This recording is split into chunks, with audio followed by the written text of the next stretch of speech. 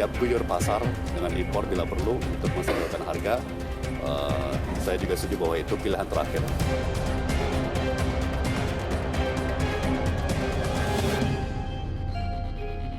Pada 2012 lalu, Litbang Komisi Pemberantasan Korupsi pernah meneliti tata niaga daging sapi. Temuannya adalah antara lain ada sumbatan atau bottlenecking karena urusan distribusi dan kebijakan tata niaga tidak mengarah pada pengembangan industri daging sapi di sentra produksi. Lalu ada kelemahan dalam kebijakan dan tata laksana impor akibat dominannya praktik pemburu rente dan kartel.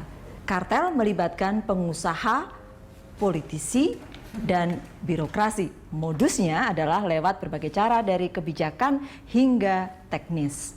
Wah, ini dari Litbang KPK nih Bang Don.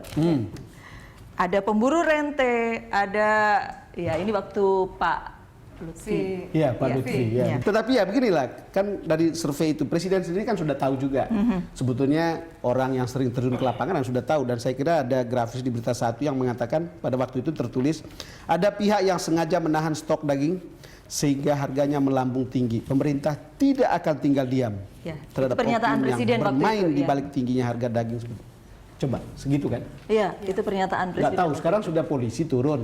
Cuma kita tidak tahu seperti apa jadinya seperti ini. Ya. Tahun 2012 itu juga KPPU yang mulai juga meneliti tentang tata niaga ini kan. Betul.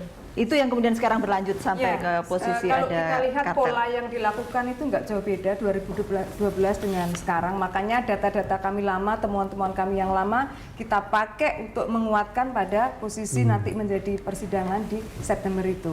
Nah, satu catatan yang amat sangat penting bahwa dalam kacamata kami dalam persaingan itu kartel itu sudah merupakan extraordinary crime, kejahatan yang luar biasa di dalam persaingan.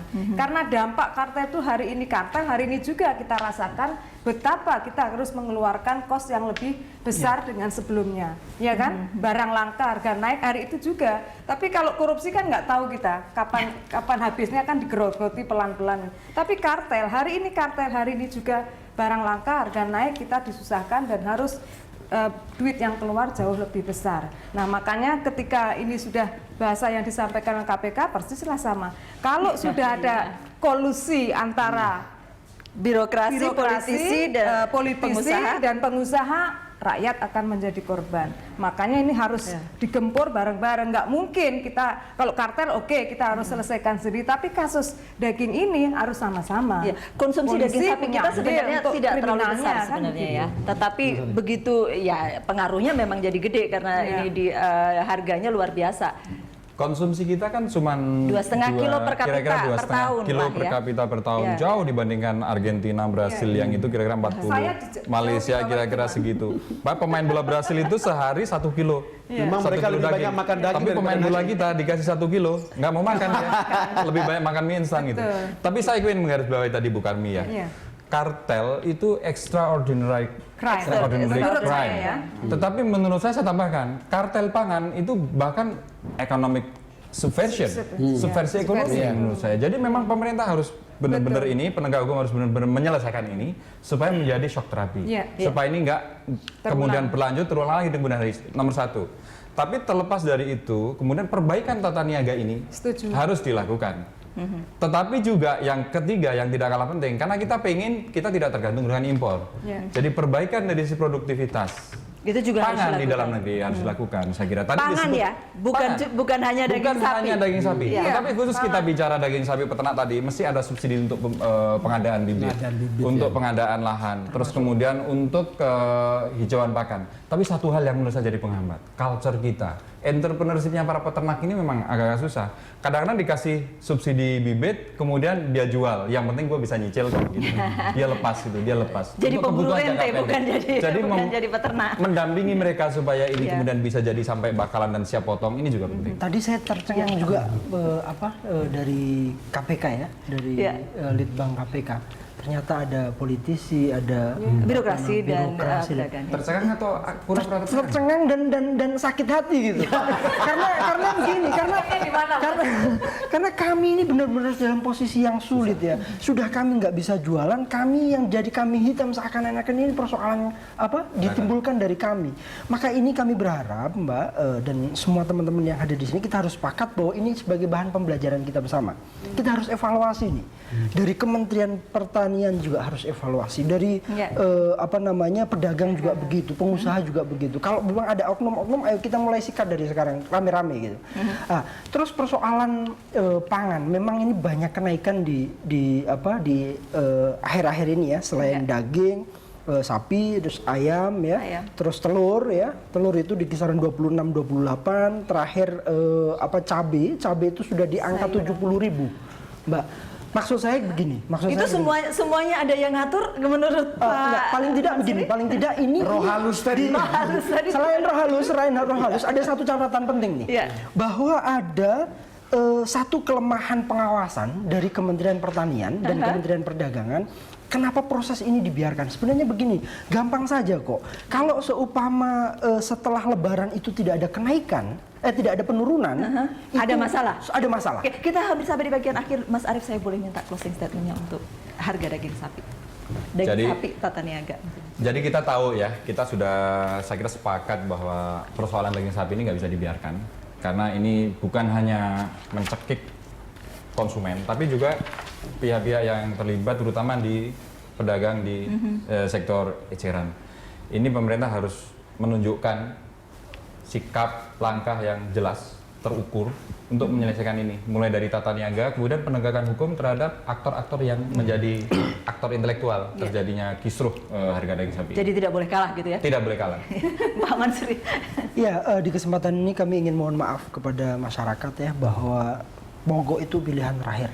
Kemarin mogok sapi beberapa hari, sekarang mogok ayam gitu ya beberapa Masih hari. akan ada lagi Ini pilihan terakhir yang kami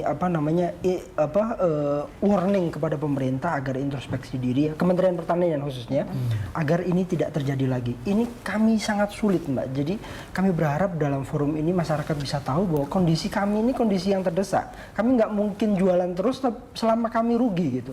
Tapi tetap kami mohon maaf kepada masyarakat. Kami pastikan ini tidak akan terjadi lagi jika pemerintah mau melakukan upaya pengawasan dari hulu sampai hilir, perbaikan dari hulu sampai hilir. Dan kami yakini jika semua pihak dilibatkan, KPPU, teman-teman ya yang memberikan masukan kepada pemerintah, pasti tidak akan ada mogok lagi dan harga beres gitu ya? dan negara tidak boleh kalah. Oke, betul. Iya. Terima kasih. Kita diperintahkan untuk memang sesuai dengan kewenangan tentunya. KPPU ada dua kewenangan besar yang dimiliki. Satu, pemberian saran pertimbangan kepada pemerintah. Nah, terkait dengan kebijakan pangan ini kita sudah menyampaikan bahwa harus ada evaluasi tentang kebijakan kuota. Kuota itu akan tidak hanya di menimbulkan daging masalah, sapi tidak impor, hanya ya? di daging. Ini harus segera dievaluasi. Kalau memang kita sepakat ada swasembada pangan. Hentikan itu kuota. Angkat itu tadi petani lokal, berikan dia pembinaan dan sebagainya sehingga nggak butuh namanya impor. Ya, satu. Yang kedua, terkait penegakan hukum, kita tidak takut, tidak gentar dengan adanya tekanan dan segala macamnya. Sesuai dengan kewenangan kita akan lakukan proses penegakan hukum terkait dengan para karteler ini yang insya Allah pada bulan September kita sudah mulai pada persidangan pertama. Kita tunggu bulan September. Iya, Nung. Saya ingin membaca kutipan dari Presiden Jokowi. Kalau mereka atau mafia daging sapi masih bermain, saya akan kejar. Yes. Dan sementara saya akan impor langsung melalui Bulog. Ini untuk masyarakat. Itu kan kata Presiden Jokowi. Kita semua sudah tahu perilaku kartel seperti ini menguras kantong rakyat sampai sangat dalam. Tapi yang membuat saya pesimis itu adalah bahwa ini pembicaraan yang berulang-ulang dan masalah yang berulang-ulang. Yang kita khawatir itu adalah semua pembicaraan seperti ini, dari pembicaraan kita ke pembicaraan pejabat, malah membuat para pemain atau kartel ini menertawakan pembicaraan semacam ini. Tapi ya memang harus diselesaikan, bukan? Iya, harus diselesaikan dan pemerintah juga harus menyelesaikannya. Terima kasih Bapak-Bapak dan Bu Karmi, terima kasih. Dan demikian The Headlines kali ini. Terima kasih karena Anda telah menyaksikan The Headlines. Sampai jumpa.